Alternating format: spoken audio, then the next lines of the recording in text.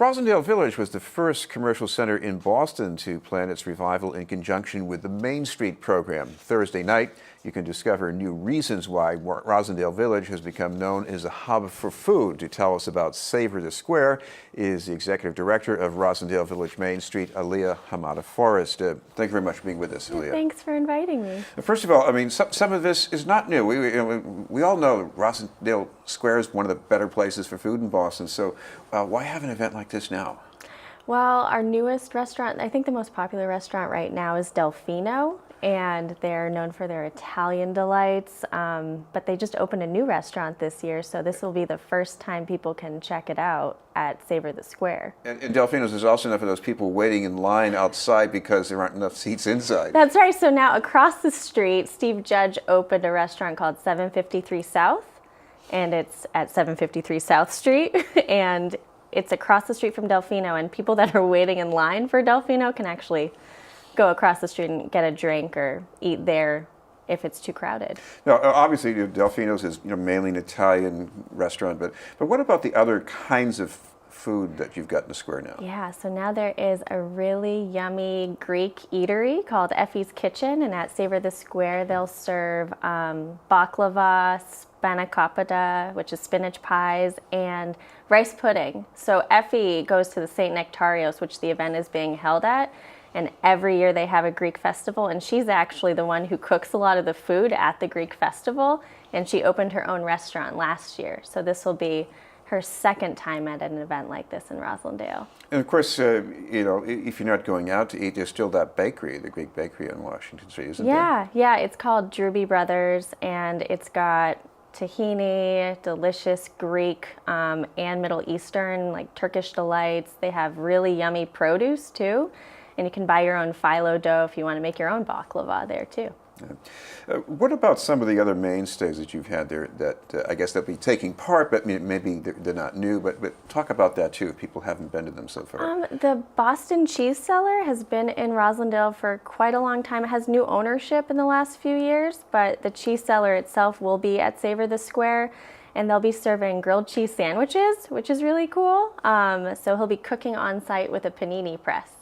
And at his cheese shop, he doesn't just have cheese. Adam, the new owner, has classes on how to make cheese. He has a PhD in biochemistry, so he's really into the making and the eating of cheese, not just the selling of cheese.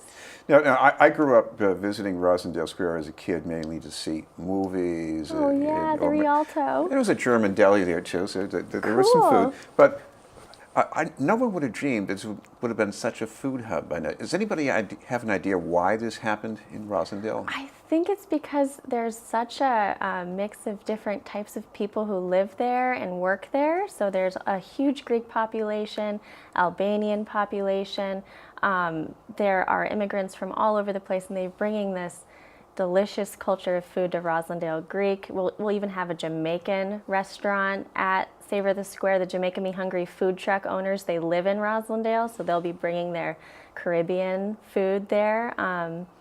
And I feel like even though some of the Greek folks have left, in terms of like their residents, they've kept a mainstay there for the businesses. So there's the fish market, which has delicious feta and olives that people go to, and their fresh fish is from Boston, and they get that every day and bring it to Roslindale. And then there's also the farmers market. So there's a mix of all these restaurants and food establishments from all different cultures, and then the farmers market, which Roslindale Village Main Street manages, is every Saturday in the center of the square. So people get their produce there, then they go off and they buy their bread at Fornax, they buy their fish at the fish market, they buy their cheese at the cheese cellar. So a lot of people who live in Roslindale feel like it's like the North End in a way, because you get to go to your different establishments and you know your shopkeeper and your baker and your fishmonger.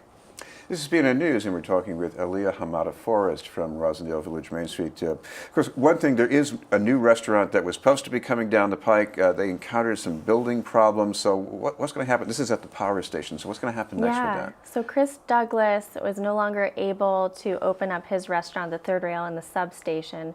We're super disappointed because he's been such an icon in the greater Ashmont area, and I love his food. He was at an event like this about 2 years ago in Roslindale, and he served lamb meatballs, and people were really excited. And now it's an open opportunity. He unfortunately decided to pull out of the substation deal, and now we're looking for potential tenants, and that could be a restaurant, it could be a brewery, it could be BNN too, because I know BNN. Because we have another substation near Eggleston Square. Yeah, exactly. yeah.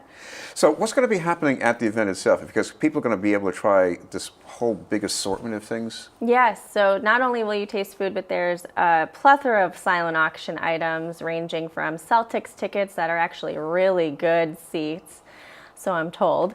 And there will be theater tickets. There's Christmas in medieval England at the Blue Heron. Those tickets will be on silent auction. And then our two hosts actually of the night are the All About the Arts co-hosts for BNN, Glenn Williams and Kelly Ransom.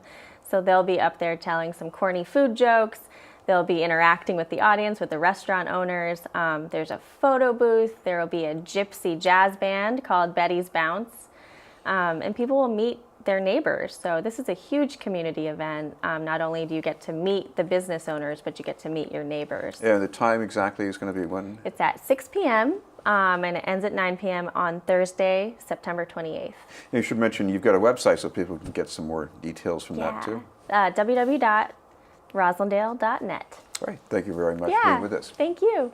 That was Alia Hamada Forrest from Roslindale Village, Main Street.